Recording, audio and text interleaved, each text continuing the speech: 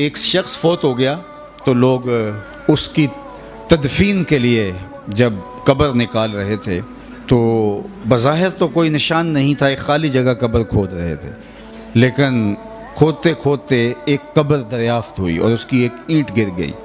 तो लोगों ने देखा कि जो बेनिशान कब्र थी उसकी जब ईंट गिरी तो अंदर से खुशबू आ रही है और ताज़ा गुलाबों का माहौल अंदर है जो माहौल को मुश्कबार किए हुए है। एक ईंट तो गिरी थी तो उन्होंने दूसरी ईंट खुद खींच दी तो देखा कि साहिब कब्र का कफन भी मैला नहीं हुआ।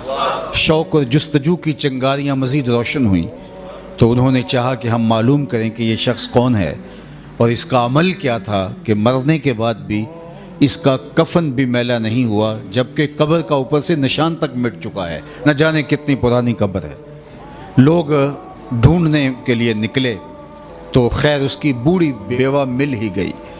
उसको इंतकाल किए एक अरसा गुजर गया था लेकिन उसकी बेवा भी मौजूद थी।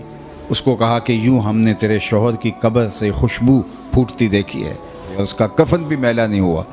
हम पूछना चाहते हैं कि तुम्हारे शौहर ने कौन सा नेक अमल किया, उसके मामूलात ज़िंदगी क्या थे, ताकि हम भी उसका ततब्बो करके अपनी ज़िंदगी में और अपनी कब्र में चरागां कर सकें। तो उसने अपने जहन पे ज़ोर दिया और कहा कि मेरा शौहर कोई पढ़ा लिखा शख्स नहीं था, आम सा मुसलमान था, वो तो कुरान मजीद भी पढ़ा हुआ नहीं था। लेकिन एक बात मुझे याद आई कि फ़जर की नमाज के लिए जब वो मस्जिद में जाता और नमाज के बाद नमाजी कुरान खोल के बैठ जाते तो इससे बहुत तकलीफ़ होती कि काश मैं भी कुरान पढ़ा होता तो मैं भी कुरान खोल के बैठता, कुरान पढ़ता। तो ये बोझल कदमों से वापस घर आ जाता और ताक पे रखे हुए कुरान मजीद को उठाता, उसको खोलता और चूमता और एक एक सतर पे उंगली रख के कहता, मालिक मुझे नहीं पता ये क्या लिखा है, जो लिखा है सच लिखा है। फिर दूसरी सतर पे उंगली रखता, कहता मालिक ये भी हक लिखा है। फिर तीसरी सतर पे उंगली रखता, मालिक मुझे नहीं पता क्या लिखा है, जो लिखा है सच लिखा है। इस तरह उंगलियां फेरता जाता और ये कहता जाता, मालिक ये भी सच है, ये भी सच है, ये भी सच है, ये भी सच है। कहा उसके बाद उसकी आंखों में आंसू होते और वो बंद करता और ताक पे रख देता। यही उसका मामूल था।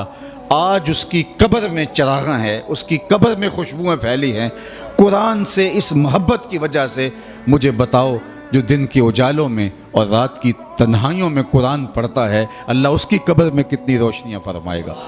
अल्लाह अकबर। ये किताब हमारी ज़िंदगी में अगर आ जाए और हम इस किताब के मुताबिक अपनी ज़िंदगी को ढाल लें तो कोई वजह नहीं है कि हम दुनिया की गालिब कौम ना बन सके।